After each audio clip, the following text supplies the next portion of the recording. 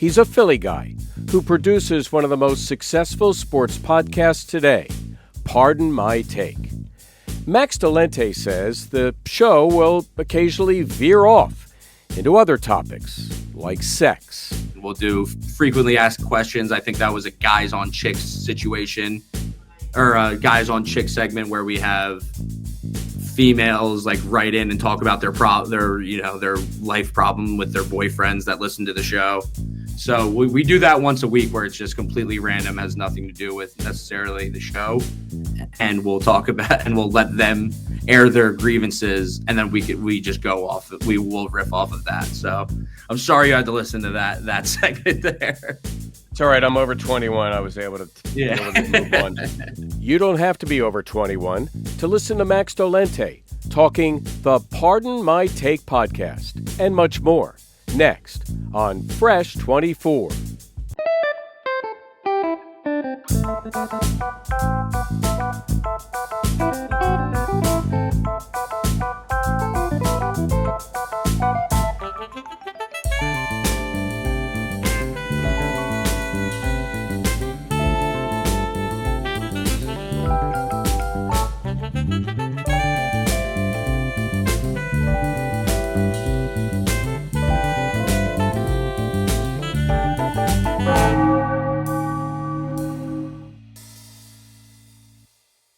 Max Dolente, producer of the great Barstool podcast, Pardon My Take.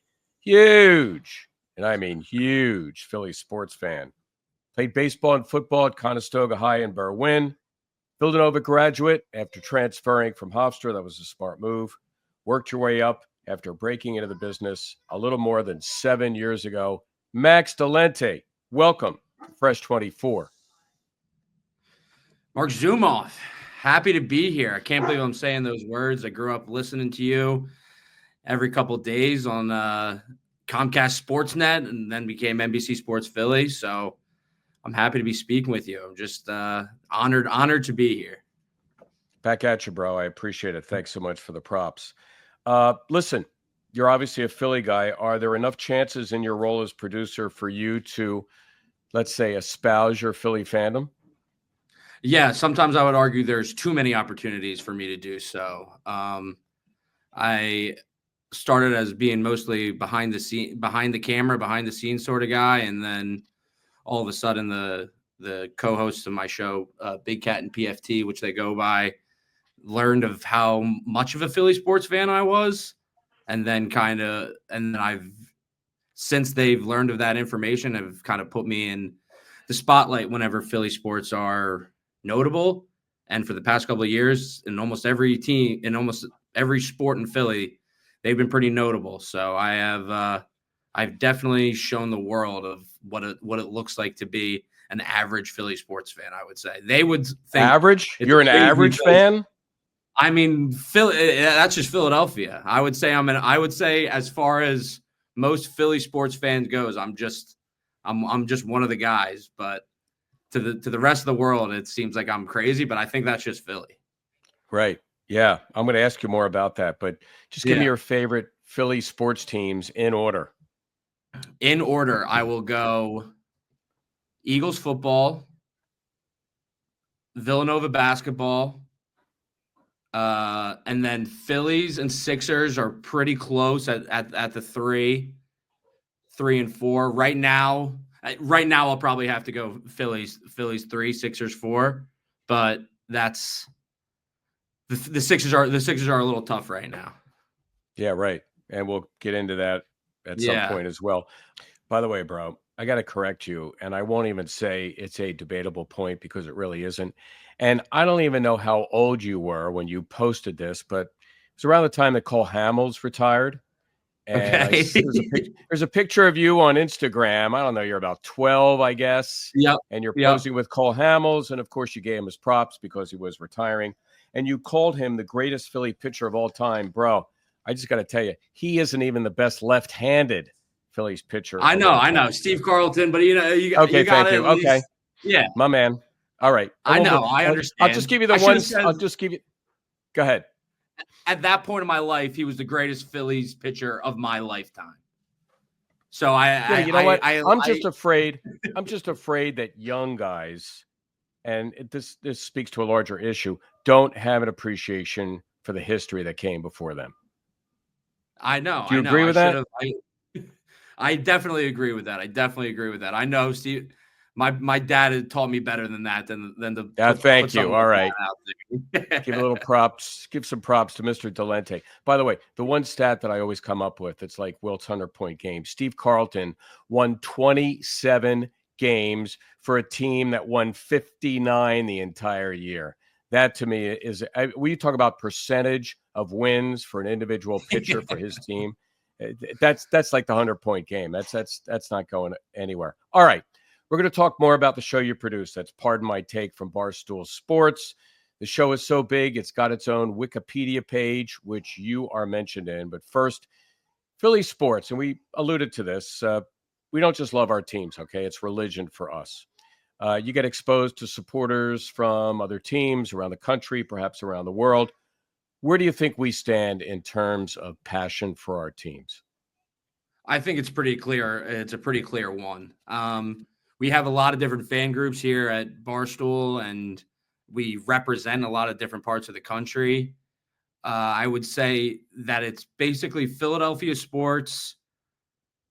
I think Philly and Boston are pretty similar in their sports fandom from what I've seen, and then like SEC football. So I think that those three like groups of sporting fans are among the best.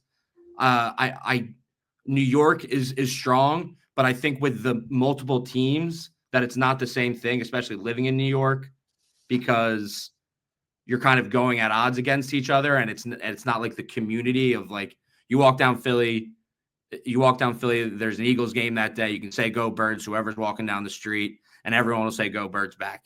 In New York, you don't necessarily have that sort of community aspect, and I think Boston is similar to that way of like if there's a big Boston sports game, people from Boston are basically planning their schedule around that. But a lot of the rest of the country doesn't do that. Chicago is big, but it's still a different sort of vibe out here in Chicago than it is in the Northeast. So I would say, yeah, SEC football, Philadelphia sports, Boston sports. So respect So, to the other team. yeah, and I hear you, and I agree with a large part of what you said. But why do we care so much? What is it about Philly fans that makes us so passionate? That's a good question. I mean, I get there's the history of sports in the city. Almost every sport we were original, member of, and it's a sort of community. One thing that I love about Philly is that when I go home, it's no matter what, it's what are we doing around the game. It's almost a social aspect of the city, and it really changes the vibe of everything, whether the team is winning or losing. And I don't necessarily know why that's the case from other cities. It's something that is I've like from living in so many different cities have found it hard that that's not just the way it is everywhere. But Philly, I guess it's just the way that the people are and the way that they love their sports, and it's a pretty knowledgeable group of people too. Yeah, there's people that say stupid stuff. I say stupid stuff all the time, but there's something about the community and like the social aspect of it that really makes everybody care. All right, you say you're Chicago-based now, so you've really had a chance to kind of step back and observe Philly from afar, we'll say. Is our fan behavior that much worse than everybody else? No, but it's just the narrative that people like to say. And then as soon as somebody does something bad in Philly, it gets brought to light everywhere across the country because it's just emphasizing what people are already thinking about Philly. So when something happens in Detroit or something happens in San Francisco or something happens in, I don't know, Chicago, they're thinking of it more of off as a one-off situation than what people are thinking about in Philly because they already have that like preconceived notion. Max, at the time we're taping, the Eagles are getting ready to play the LA Rams in the divisional round. What's your take? I don't know when this is going to come out, but I will. I've said it before. I'll say it again. This is the matchup that I wanted. I think that our run game is we're going to pound the rock with Saquon. We're going to control the trenches, and it's going to be a cold day in Philly. And that is just, I think, going to be a little too difficult for the Rams to keep up with. I really like our chances. Obviously, it's a playoffs. Anything can happen. Sean McVay, really good coach. Matt Stafford, really good quarterback, really, really good receivers. And their pass rush is really coming on strong in LA. But I just like our chances being at home, being in the cold, and being able to control the rock. Hey, it's Marc Zumoff. Join me and Philly sports favorite Seth Joyner, Mike Quick, MMA champ Eddie Alvarez, Joe Conklin, Dee Lynam, Matt Cord, Ricky Bowe, and the Cuz, Anthony Gargano. What a lineup. We want you to join us on the BetPARKS team.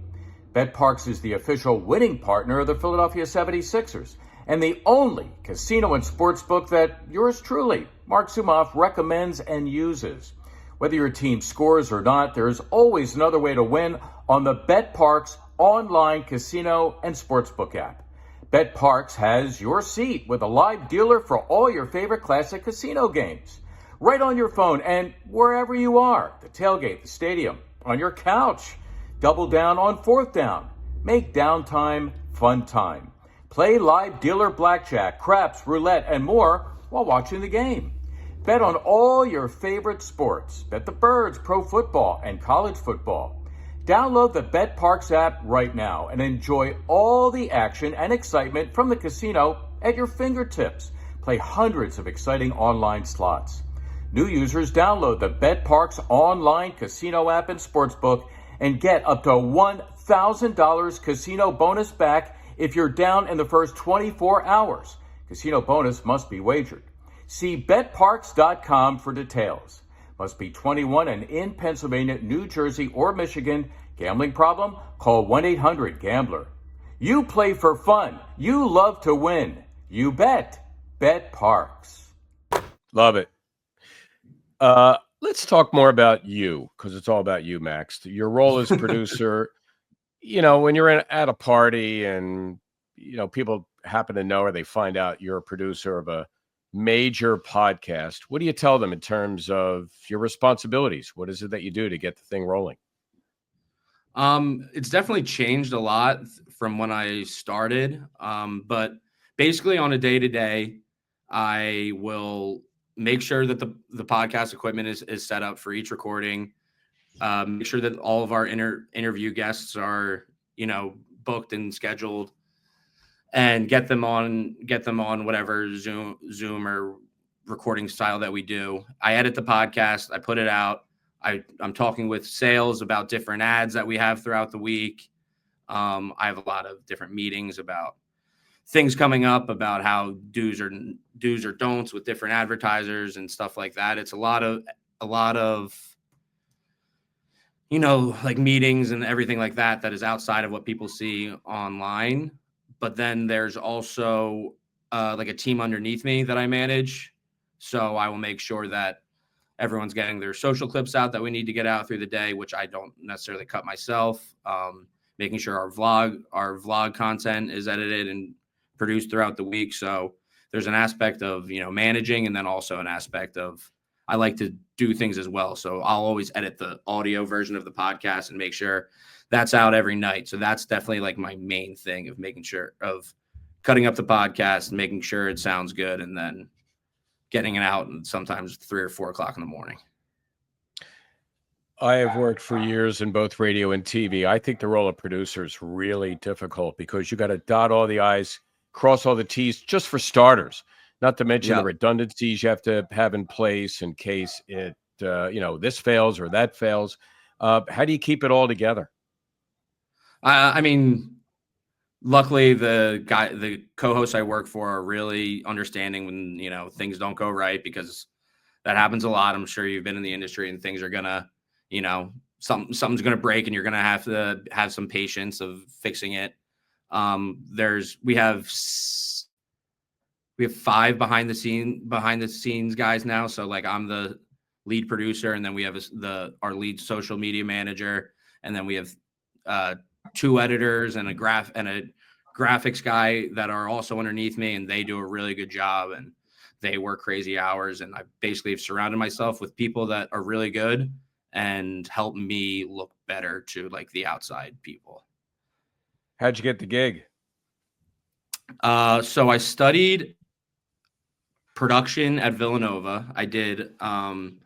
I was more on the video side. I studied a lot of like documentary filmmaking at Villanova. I did a program there that was like a 2-year program where you did a social justice documentary about certain things in Philadelphia.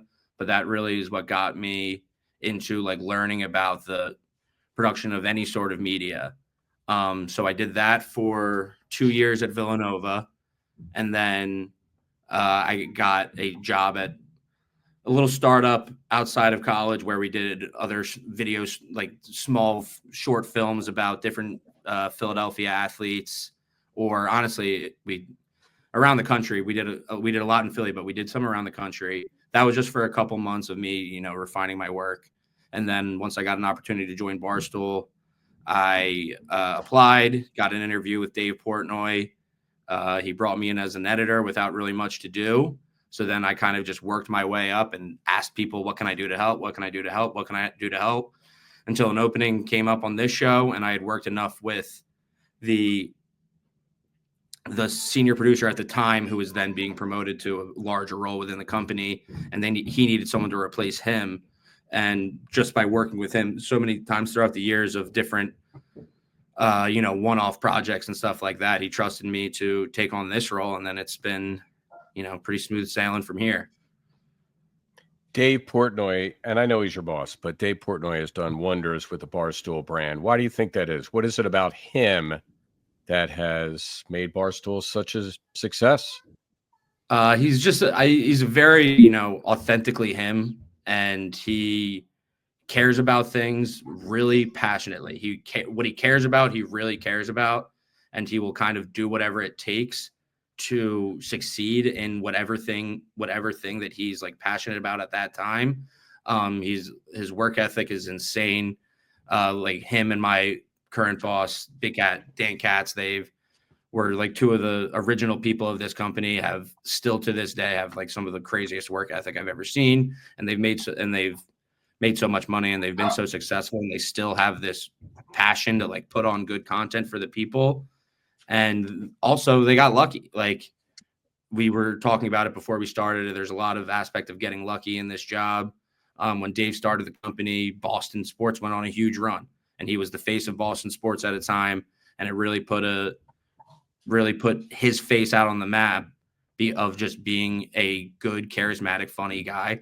But that did resonate with people, but who knows, maybe it wouldn't have happened if Boston sports wasn't going on that run as he was starting the company.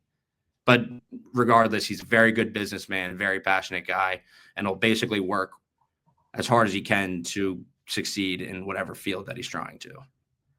And the irreverence of it all, does that permeate with all of the different outlets and programming and everything that Barstool does? I mean, is that sort of like part of the mission statement? Yeah, I mean, some people do so more than others, but there's a precedent that has been set that people try to follow, which is a good, culture to start, because it shows how hard work can translate into success. I mean, it's not going to happen with everybody, which, people are going to swing and miss. And you find that a lot in this business, and that you'll try something and 5 things won't work. You got to keep trying until you find something that does. But it's just kind of, he showed that if you do work that, and there's plenty of things that he missed on, and there's plenty of things that my boss missed on. And it could just kind of show that just keep trying, and like something, if you're funny enough, if you think that you're funny enough and you believe that like you are entertaining enough, just keep trying until you find your thing.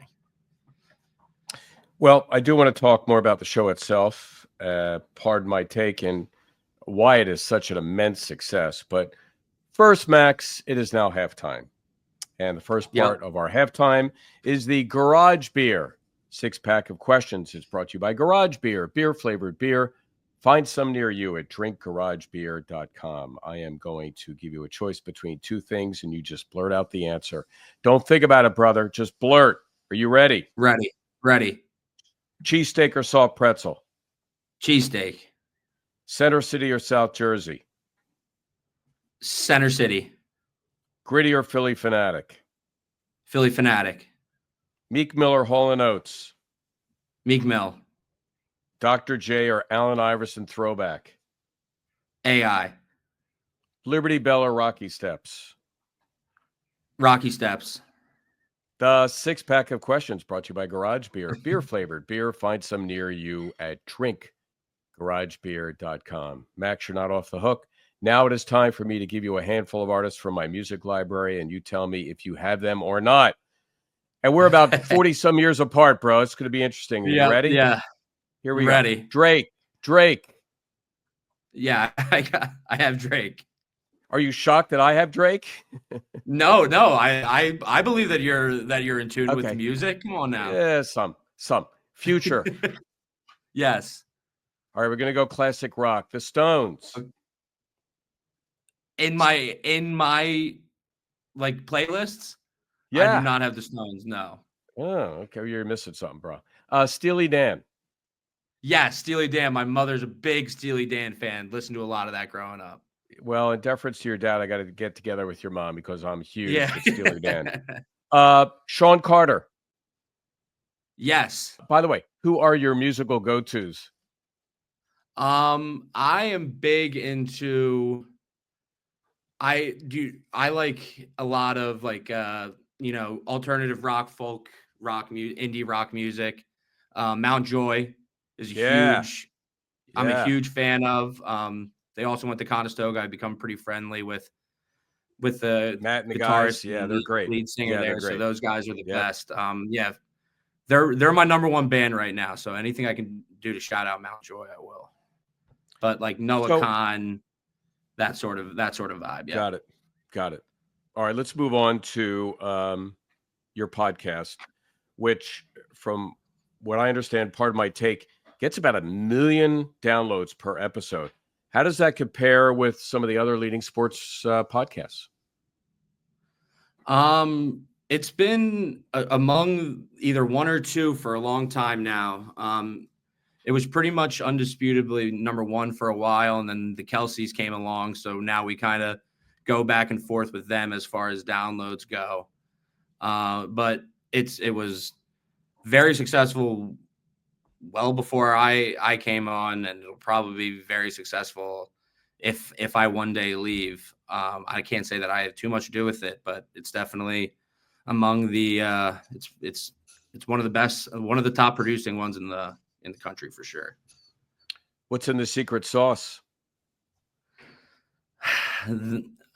It's really tough to say. They started at a good time, and they were doing something that a lot of people were not doing at the time. And it was, since then, it's been replicated, and people have done a really good job of getting into the space as well.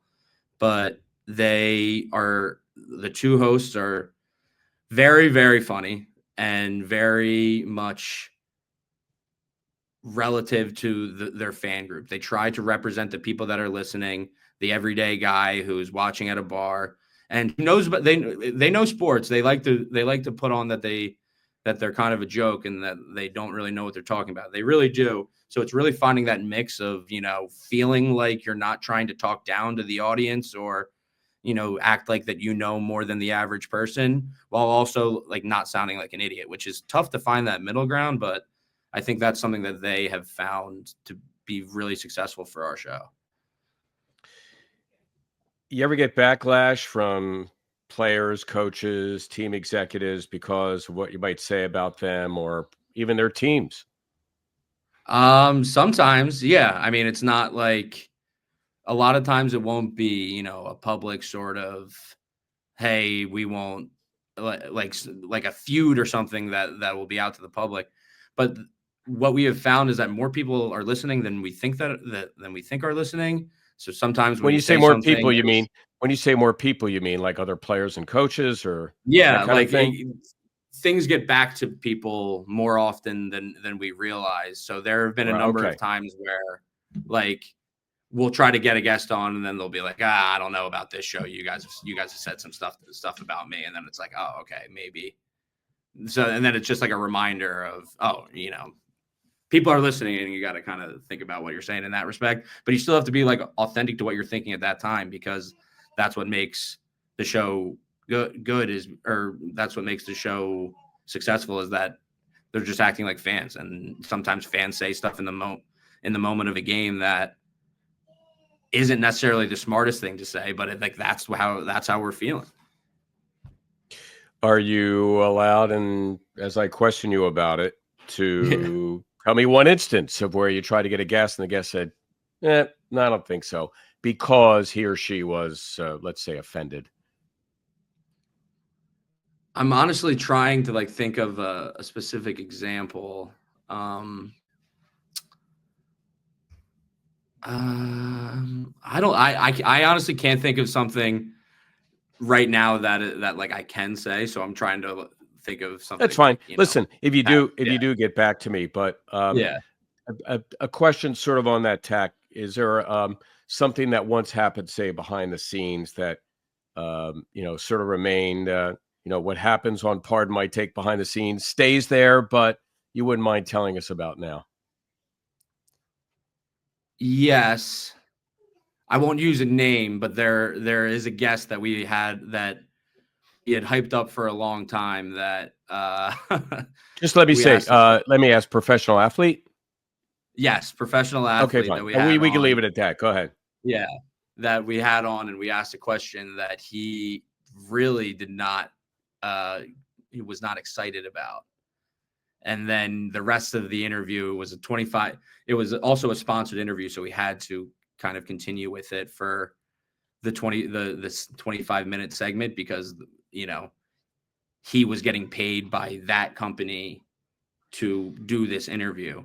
But then he would only give us one single word answers for a full 25 minutes, like just one word.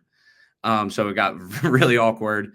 We ended up not running the interview. We talked because it made him look bad. It didn't make us look great. It was just a situation that it was best for both parties to just not put out. So that's one instance that I definitely remember. So are you guys kind of looking at each other when all this is unfolding? Like, do you want to sort of crawl out of your skin? It's very awkward, very, very awkward situation. So then you just kind of, you got to keep going with it. I think they did end up, stopping a little bit early, just because it was, too painful to keep going. There was no conversation at all, and he was obviously very offended and not happy to be there. So we did not run that interview, but that has happened, I think, that's the only time that it happened when I was part of the show. And I think it's happened maybe, I can't even name the other ones because I wasn't there, but I think it's happened maybe twice that we filmed an interview and didn't put it out because it was, for one reason or another, just not a good conversation. So let's assume that your show is parody more than anything else, that it's not to be taken personally. I mean, parody has been part of the human story since the court jesters. Can you just simply say to somebody who gets put off or doesn't want to come on because of something you said, we're just joking around? Hey, can they just take a joke? Most of the time, yes. Like 99.9% of the time that they really understand what they're going into, and it's kind of there's gonna be little jabs here and there, and it's kind of it becomes like a very casual, bus and chop sort of situation, and people are normally very good with it, and that's what makes our interviews pretty entertaining, that we'd say. But it's just, for the most part, it's what makes our interviews special to our show, and it's hard to continue when the other guest doesn't get that way. But I'll give the athletes or whoever the benefit of the doubt. For the most part, most people are pretty cool with it. How do you decide who to talk to? And even when you're just shooting the breeze among yourselves, what to talk about? Just when it's no cameras, just hanging out, watching a game or whatever. Well, no, both and. Obviously, there are some segments where, sorry, the I host, you're misunderstood the just, throwing topics around. So how do you decide what it is that you're going to talk about for that episode? And also, how do you decide who you're going to try to get for an interview? A lot of things I'll answer. We basically go off of what's going on in the sports world or in the entertainment world, and we talk about whatever's topical, and that's why we do 3 episodes a week. We try and record the day before, if not the night before. So we try and people are waking up for their Monday, Wednesday, Friday commute, and they can listen to exactly what's going on, exactly what they want to listen to. We have some listener things where listeners can write in and ask a question, and we'll do that. But mostly it's just about hot topics and current events that are going on. So it's pretty easy to figure out in that situation.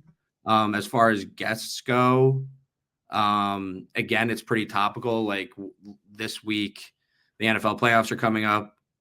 We have, the college national championship next weekend. We have Booger McFarland, Chris Long, and Adam Schefter will be guests this week just to talk about the NFL playoffs and what's going on.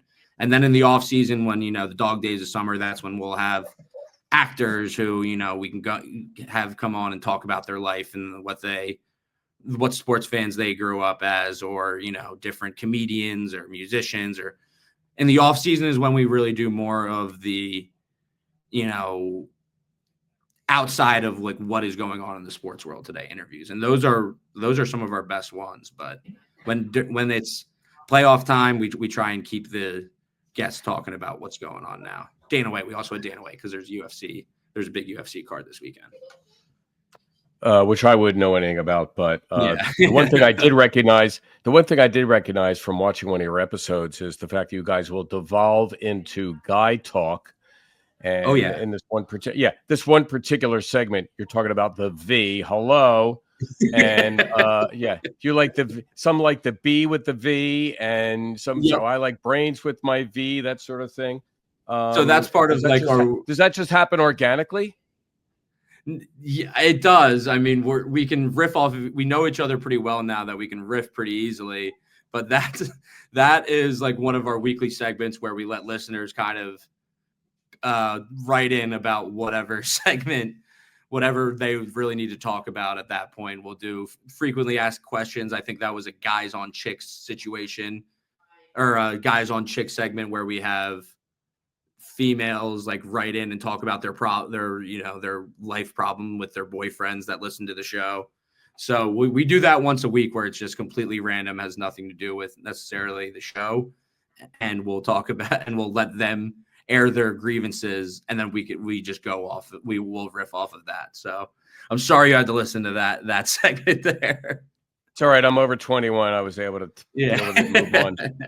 Listen, Max, pardon my take is flying high, but there is always the challenge to keep it from, as we say, jumping the shark. How do you meet the challenge, and how do you stay ahead of the curve? How do you keep it fresh? How do you keep it going? That's always, a difficult thing that everyone's always worried about. Luckily, it hasn't hit. We haven't jumped the shark too much yet.